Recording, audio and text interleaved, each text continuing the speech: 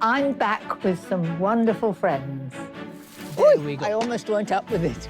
Old, Bess? I just put it in. I've never cooked like this before. and new. You've got a very naughty look about you. They all want my help in the kitchen. If you don't mind me taking notes. You've no time to make notes. You're going to Okay. be cooking. Well, you want me to do it? This is the bit that frightens me. Some, And now we're cooking. a little more than others. Emergency. So I've created fantastic new recipes. Sizzle, sizzle. Whoever cooked that is sensational. Oh, Mary. Whether you call it dinner, supper, or tea, I've got this. these foolproof dishes will guarantee success every time. Oh, you're like the fourth emergency service. I'm famished.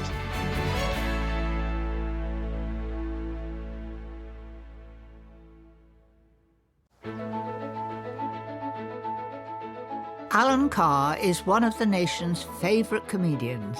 I've always been a fan, though we've never met. That's about to change. Hi, Mary. It's Alan Carr here. Look, I'm really embarrassed. I'm 2 years away from 50. I know you think I don't look it, but I need to start cooking. My extractor fan don't work. One of me hob rings is on the blink. I live on takeaways. Can you please come round my house and help me to cook? Please. I'll make you a nice cocktail. Well, I've certainly got my work cut out, but I'm not going empty-handed. This wonderful dish will be perfect for me to take to Alan's. It's a marriage of two of my favourite foolproof dinners, lasagna and melanzane. The classic melanzane is aubergine layered up with a tomato sauce and cheeses, but just to strengthen it up, a little lasagna in the middle layer makes it more of a meal. Just soak 3 dried lasagna sheets in hot water to soften. I've also seasoned and roasted off 3 sliced aubergines.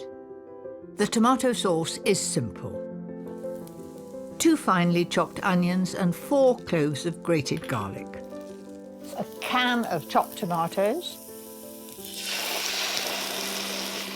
Glad I haven't got a white shirt on. Add passata and sun-dried tomato paste. It's intense and it's 2 tablespoons. Then fresh basil, oregano and season with salt and pepper. That was a very easy sauce.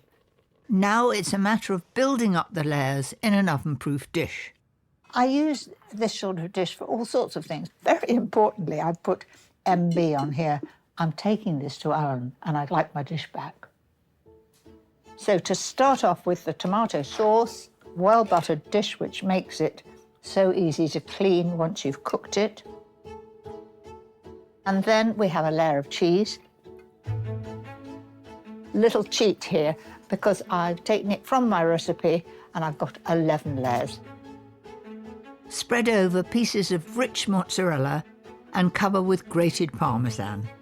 And this is really fun to do. You feel you're getting there as you do each layer. Then those roasted aubergines. As you can see, it's beautifully tender. Just push that down, make sure it's sort of even. More tomato sauce and top with the softened lasagna sheets. And you see, when it has soaked a bit, beautifully soft, and I know that it'll be tender once it's cooked. After the lasagna layer, looking at my little script here, it's a cheese layer. But don't worry about the order, have fun with it. It's quite therapeutic doing this. You can think of all sorts of things like the shopping list or what you're having for pud. I like it. Another layer of cheese, aubergines and tomato sauce, then top with the remaining cheese. And I'm going to do this in 8 piles because for 8 people. It looks nice and you know exactly where you are as you're serving it. Right, into the oven. 180 fan for about 30 minutes. Doesn't that look enticing? And so simple, I'm sure even a nervous cook like Alan will want to make it. I think he's going to be really thrilled with that.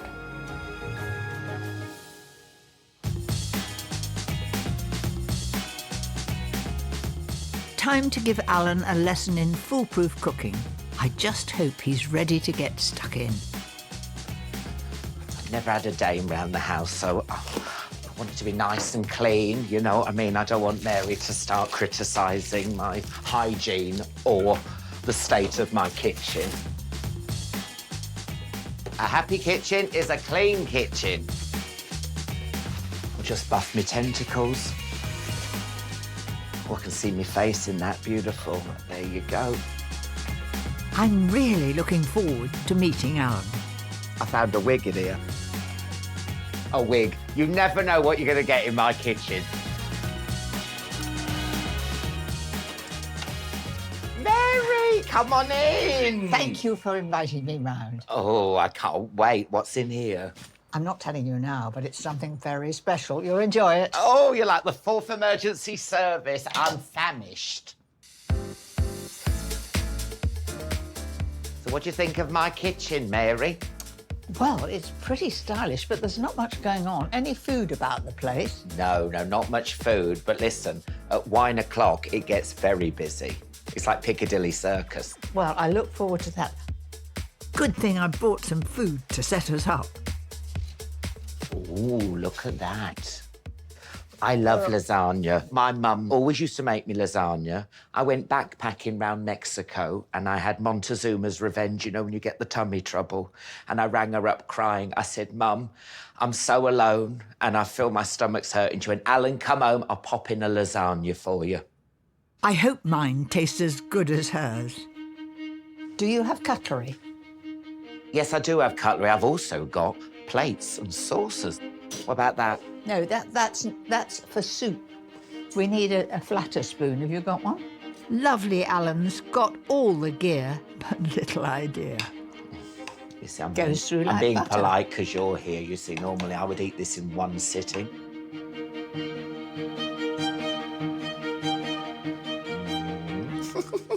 I think we're going to do well because I'm going to do some nice comfort food with you. You don't mind if I use my finger, do you? Fingers were made before knives and forks. I like that. That's right. Alan loves his mum's dinners, so I want to teach him to make another family classic, cauliflower cheese, but with a special twist. It's wrapped in crispy Parma ham. Oh, how lovely is that? Say you've got people coming round. Yes. You can actually make them, put them in the fridge, all ready to go in the oven, and then they just take 15 minutes. That's what I need because I do a lot of entertaining in this kitchen. So this would be great. So I could top up, give people nibbles, and then I just pop that in the oven. Let's get going. We need some Parmesan cheese, coarsely grated, and just a moment, wouldn't it be sensible to sort of turn it that way so that we've got this for another recipe? You don't come to Alan Carr's house and get sensible, you know that. It's like a workout. It's quite hard doing this grating. I don't want to let you down, Mary. Lovely. That's it. Don't you think the smell, though, is a bit too pungent? Oh, I love it. Really? Oh, yes. It's like I've taken my socks off or something. I beg your pardon. Did we say taking socks off? I won't tell anyone, but he hasn't got any socks or shoes But you on. love my feet, don't you? I did say your feet were perfect. Not a bunion in sight. Back to the cheese.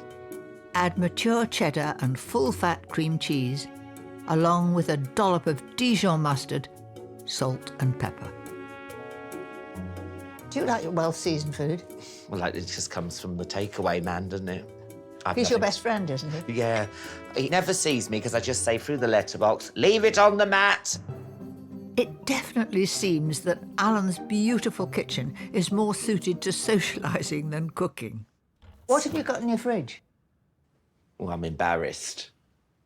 Look, I buy condiments, but then nothing to go with them. I'm always away, I'm always busy, and I never, have time to cook for myself. Well, I think this dish may change all that. A beaten egg into the cheese mix, and we're almost there.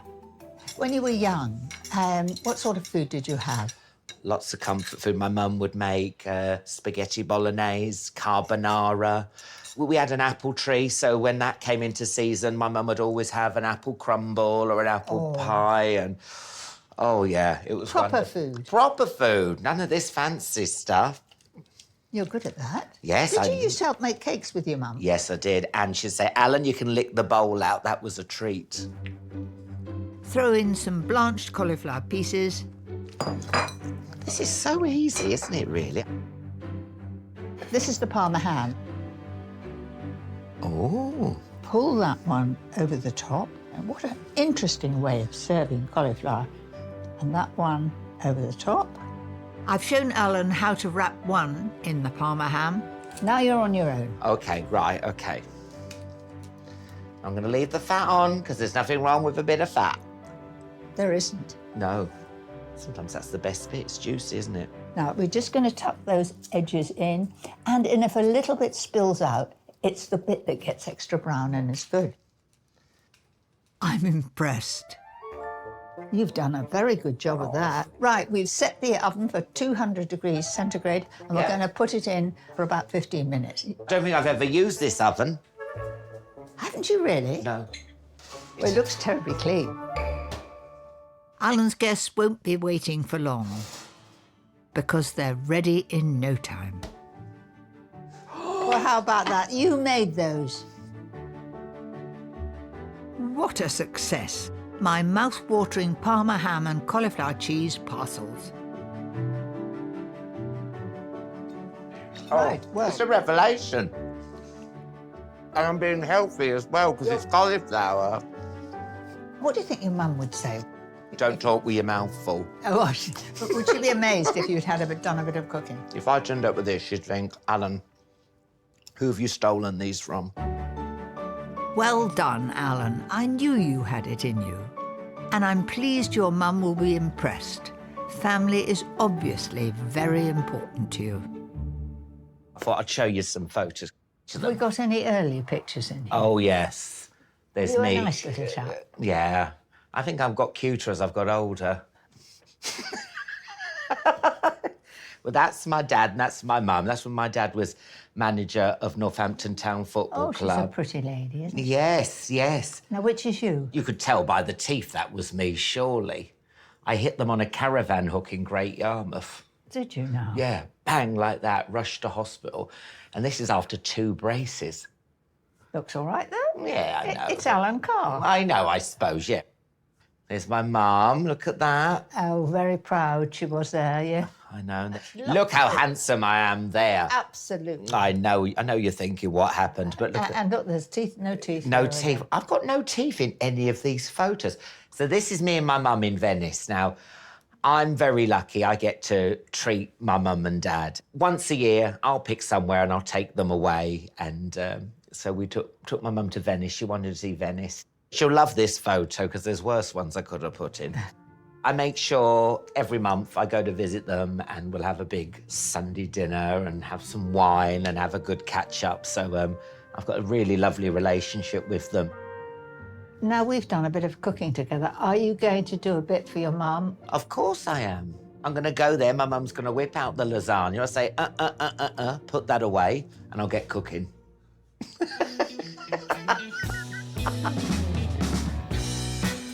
I'm glad to hear it. This next recipe is one Alan could easily whip up for the whole family. Simple, comforting, and foolproof. I really love dishes that are all in one tin. And this is honey mustard chicken with rustic potatoes. The secret to this dish is the chicken's glorious glaze. First of all, a tablespoonful of honey, tablespoonful of Worcester sauce. That's a good old-fashioned sauce we've been using for years. 2 tablespoonfuls of grainy mustard. That's it. And 3 tablespoons of ketchup. And most households have got that on the shelf. And I can remember trying to persuade my children that not everything needed ketchup on top. That's 1, 2, 3. Give it a mix and add a clove of grated garlic. It's as quick and easy as that. Just spoon over the chicken legs. I've scored them to make sure all those flavours sink in. It never fails. Gives a nice shine to it even at this stage. Season, then toss some new potatoes in olive oil to help them crisp up. And just coat them in the olive oil. Now some seasoning. I'll do 1 lot of salt there and pepper. Pop into the roasting tin beside the chicken and it's ready to cook. So now into the oven for about 35 or 40 minutes, and the oven is set at 200 fan. While it cooks, you could boil some veg or make a homemade slaw. Both would be perfect with this.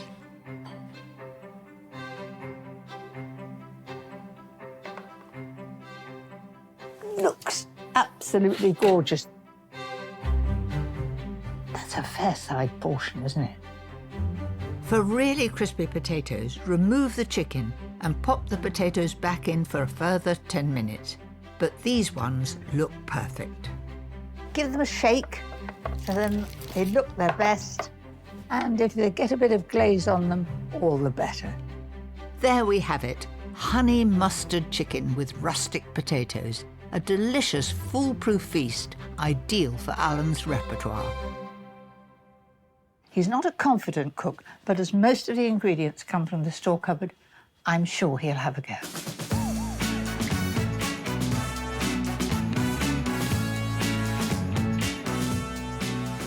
Mary, I bring wine. Oh, that looks good. You've got a lovely yard here, but the rhododendrons need a bit of deadheading. Oh. Yes, you just take out the centre and you'll get more next year. OK, thank you. You know I'm Alan Carr, not Alan Titchmarsh. Well, you're both very nice. Well, we've done a bit of cooking. Do you think you'll have a go? Do you know what? I've got a taste for it now. Yes, I'm up for doing some more. Good. Can you do me something maybe that I would get as a takeaway? Can you make your own takeaway food? Of course you can. Like a beef chow mein is something you would have straight through your letterbox. Put it on a plate first. I can't swear this is the authentic classic, but my beef chow mein is sure to tick all of Alan's boxes. I love Chinese food. You know, my dad was a football manager, and whenever the team won, he would pick us up a Chinese and bring it home. So for me, Chinese food is always synonymous with celebration, fun, good times. We're on to a winner. Look at that beautiful piece of rump steak. Can you cut that into strips for me? OK, now with this knife... Yeah, but it's very sharp, is it? It's very sharp, so be careful. Let me take that plate away. This isn't going to slide off, is it, this chopping board? No, and I would take that fat off, and then we're going to do diagonal strips. Oh, it's lovely. Look at that. Look at that. Look. Well done. Why am I even getting a takeaway? Because, you know, around the corner, there is a Chinese supermarket with all of this stuff in. Oh, well, that's good. So I could just nip round the corner and make this myself. Looks very neat. And I've still got all my fingers. Salt, pepper, then into a hot pan with a dash of oil. Oh, that's very flamboyant. Let's just move this about. And a nice bit of smoke coming up from here, from the pan, because we're doing it so quickly.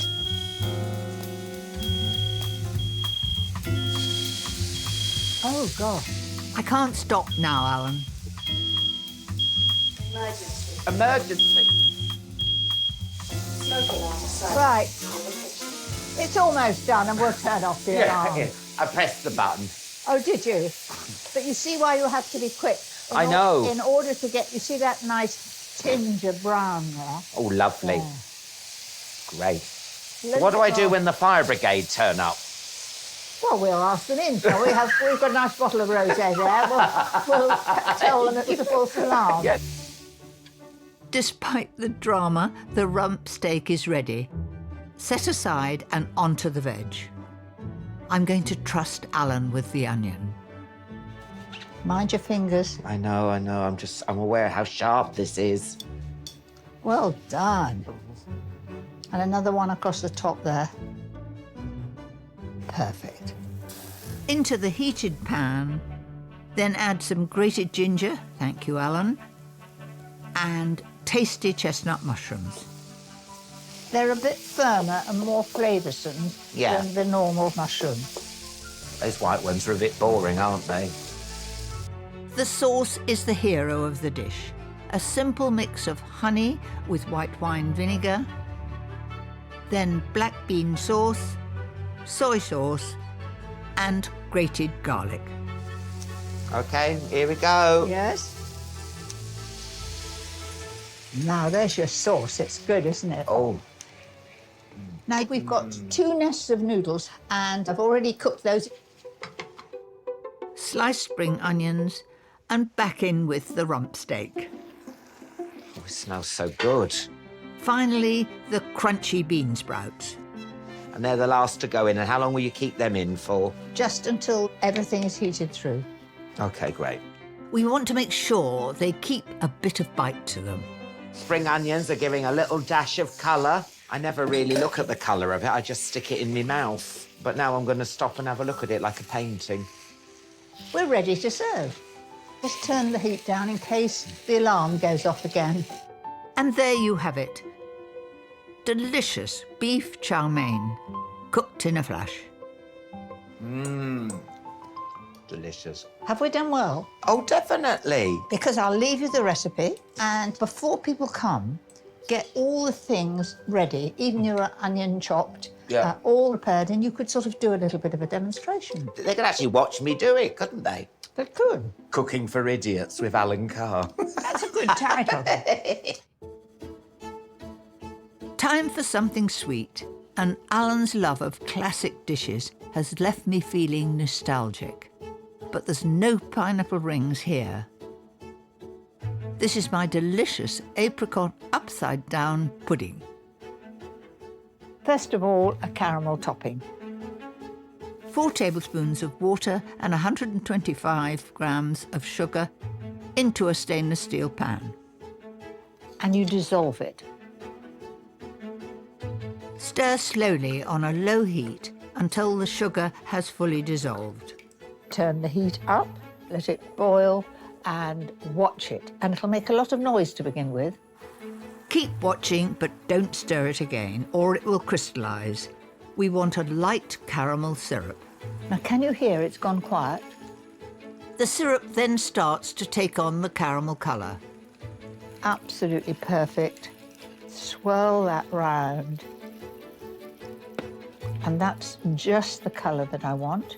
I'm going to take it off the heat and add the butter, and it'll make a bit of a noise. 75 grams goes in. And now you can stir it. A healthy glug of orange liqueur, or orange juice if you prefer. Now that is ready at once. Don't hang about. Pour the whole lot in the base of the tin. This is a deep 8-inch tin. Smells wonderful. Let it set. If you put the apricots in now, the apricot will sink to the bottom and you won't get that lovely shiny top when you turn it out. Once cooled and set, carefully arrange the tinned apricots over the caramel base. You could use fresh apricots just as well. I find it best to start from the outside.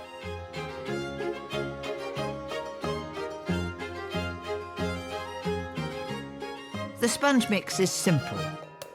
2 eggs. 115 grams of baking spread. Always take it straight from the fridge and you'll get the very best results. Another 115 grams of both caster sugar and self-raising flour. The zest of an orange and another glug of that orange liqueur. Reminds me of parties. Beat until soft and creamy.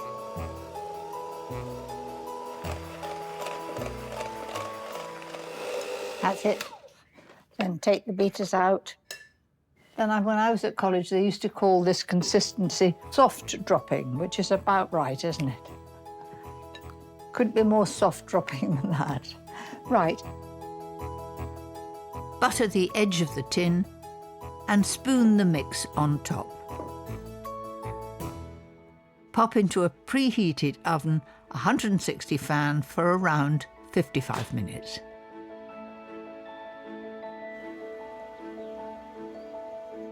Once it's out of the oven, leave it to cool for 30 minutes. The caramel base needs time to firm up before serving.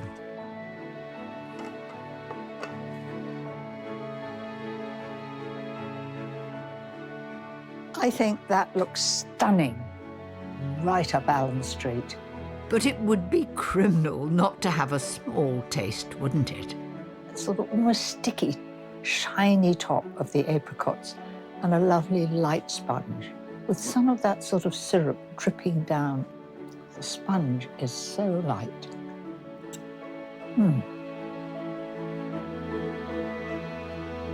I've loved spending time with Alan. He's more handy in the kitchen than he thinks. How about that? Ooh. I want to send this pudding as a thank you to his mum for bringing up such a wonderful son. Oh, that's lovely. Cream, custard, Oh, perfect with it. yeah, I think this half will be gone by the time I'm on the M1. Well, I'll put it back and it's ready for you to take. You're such a sweetheart. I'll Oh. pop this round you because you look naked without it. Yes, I think chickens are lucky. It's quite nice. That's a very camp chicken. Now, Mary, you have cooked for me all day, so as a thank you, I'm going to make you a little cocktail.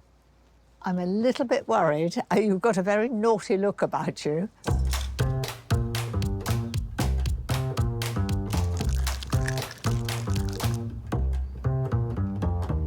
There you go. To your cooking in the future. Thank you. That's neat alcohol. Next time, I've got this. when it comes to cooking, You're in charge. my friend Claudia Winkleman I've never cooked like this before. often finds herself in a tangle. So I'm going to show her some tasty recipes That is amazing. that are strictly foolproof. We're very clever.